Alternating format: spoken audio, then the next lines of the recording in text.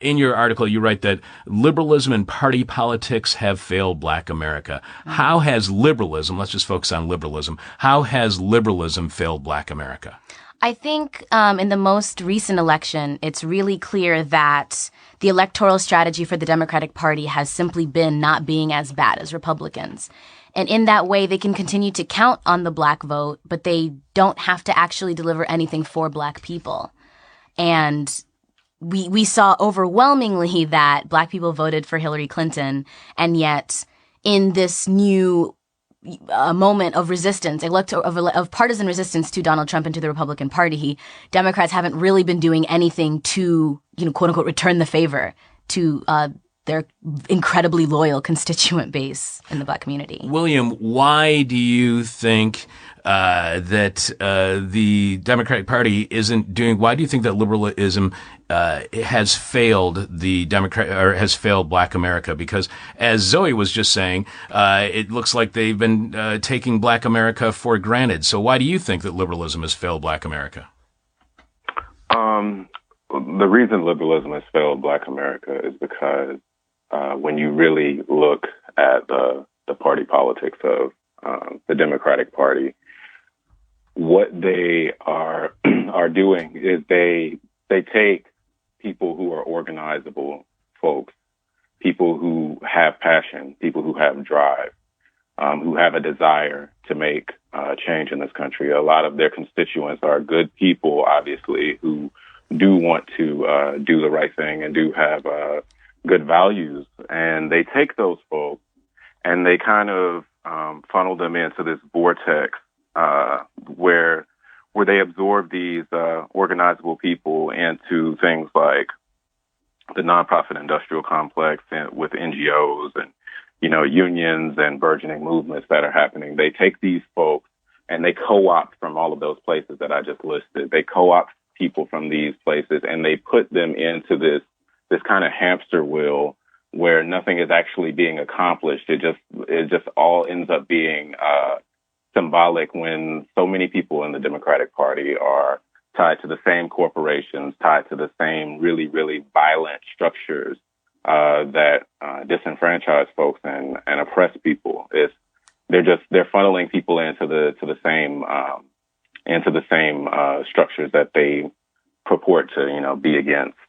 So, Zoe, do you think that there is energy that is being distracted into the party, that there's an attempt by the party to empower Black Americans, but at the same time, because the system has so many shortcomings, it just eventually leads to kind of a sense of futility or even disenfranchisement, even despite the fact that there's an attempt at empowerment? I think that, we are... in the way that the Democratic Party praises the efforts of John Lewis, for example, and these old school pioneers of the civil rights movement, I think in that praise of the civil rights movement is implicit to that praise is the fact that the most important gains for Black America are through legislative reforms, are through working with the system, through this idea of reconciliation, of cooperation, of reaching across party lines and accomplishing something together. But the problem with legislative gains being made within a political system that doesn't change fundamentally is who are the arbiters of interpreting the legislation in the favor of the Black community? Who are going to be the people that are giving Black people the rights and who are interpreting these laws equitably? So when you have partisan turnovers of judgeships and partisan turnovers of legislators, we see how quickly the gains that are made through legislative reform can be rolled back. We saw parts of the Voting Rights Act being gutted. We're looking at all of this gerrymandering and redistricting that are changing the outcome of elections. And yet, because of this really intense fear of Black radical organizing, of kind of Black revolutionary activity, of these massive cataclysmic transformative changes, there is this really anti-Black move, as William said, to co-opt this energy into something that is containable, into something that is organizable. And they weaponize, I think, the civil rights movement in a lot of the language around peace and justice to do that. And I want to get back to that in just a second, but Zoe, you said something earlier that I wanted to have William comment on. Why isn't being better than Republicans on race issues for the Democratic Party? Why isn't that low bar? Why isn't that enough anymore for Black Americans to be supporting the Democratic Party? Why isn't just being better than Republicans enough?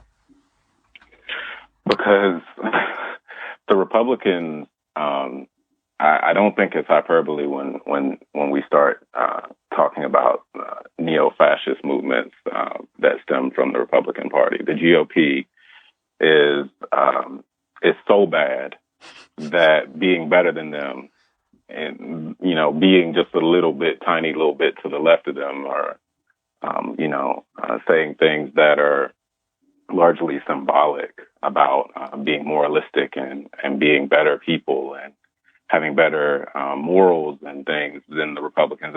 It's not good enough. We need an actual left in this country.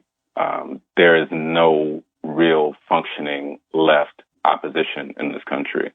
And the Democratic Party is like always essentially compromising. That is their definition of being the opposition right now as it stands, is compromising and saying, okay, well, we're willing to work with you. And that is not how opposition works.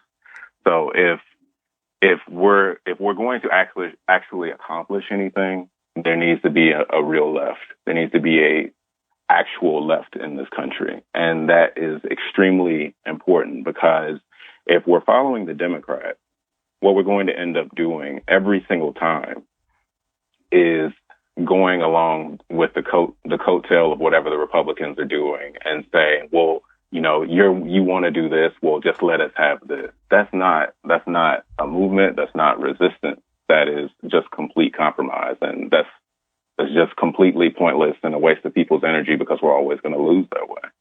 Yeah, and unfortunately, the one thing that the Democrats do well is compromise, and that's a very unfortunate thing. Zoe, why, following up on William, why do you think in the U.S., why isn't there a left? Are we still suffering from the Red Scare of the 1950s? Are we still, what is the reason why there seems to be no real, especially from the Democratic Party, the opposition party, supposedly, any real appetite for left-leaning policies? I think the problem with the Democratic Party, and the problem, I guess, in understanding why there's not really a difference in a lot of ways between the Democrats and the Republicans, is that white supremacy is bipartisan, right? So simply because you are slightly less bad than the Republican Party doesn't mean that you actually have any desire for the actualization of Black liberation. It doesn't mean that you actually have any desire to see a power structure toppled and overturned. And the reason for there not being a left, I guess, when it comes at least to Black organizing, everybody got killed. The government did a really good job of making people informants, of turning people against one another, and then straight up assassinating so much of the leadership. And with the assassinations of the leadership and the rise of these incredibly expansive surveillance states and the expansion of the prison industrial complex and mass incarceration, I think, at least from a Black leftist, a young Black leftist point of view, there's something incredibly scary about speaking truth to power. And as maybe from white leftists, there's, an uncomfortable habit that they have of walking into spaces of color and telling Black people how to understand class and how to understand structures. And there's a fragmenting because of white leftists' own investment in white supremacy that is alienating to other people. And there's just a real difficulty in left sectarianism for us to kind of realize that, okay, so maybe we have differential understandings of how a revolutionary state is formed, but ultimately we share an enemy. So how do we funnel our commonalities into a space where it can be our energies can be mobilized and we can act towards the same thing? William, Zoe was talking about the threat of violence and the violence that has been committed against Black rights leadership in the past. And earlier she was talking about the inability for our electoral system to be a way towards reform, permanent reform, the kinds of permanent reform that we need. How much do you think voters realize the fragility of reform, that once a group gets rights, that it is a constant fight for those rights into the future, that those rights are far from being set in stone, that they can be just torn up and thrown away overnight? I can't really say how much I feel like people realize that. I think it varies, depending on where you are. I'm actually talking to you, from Birmingham, Alabama right now. And I grew up in Shelby County, where, the Voting Rights Act was infamously targeted. That situation in 2013, Shelby County versus Holder, I think that it was a prime example of the fact that all of the gains that we make with this current system, all of the gains that we make can easily be taken away. And when you have a party like the Democratic Party, again, who is compromising constantly, it is really a dead end. There has to be some sort of independent political power that needs to be organized, and it has to move away from these structures that have anti-Black violence embedded in them. Mm-hmm.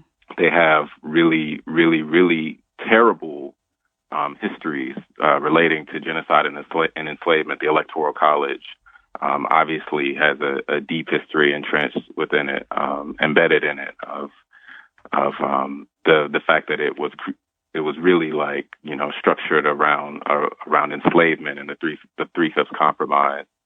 So when you tell Black people, like, hey, just get out and vote Democrat, it completely undermines the fact that our death and our demise and the brutality that's been leveled against us for centuries is a part of the very things that you are telling us are going to bring us liberation. So it's kind of counterproductive to think that we're going to be freed by the very things that have brutality against us built into them. It's kind of absurd, really, to think about.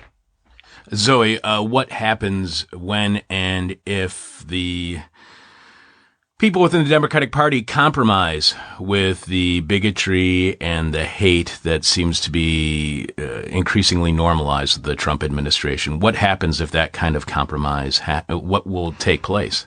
We're fucked. I mean, honestly, we are, because I remember when that GOP office in North Carolina burned down, and the response of progressives was to raise $13,000 or however many dollars for that office, when in North Carolina, like, trans rights are under really brutal attack, and all of that money could have been mobilized for a community that's being directly harmed by that state institution.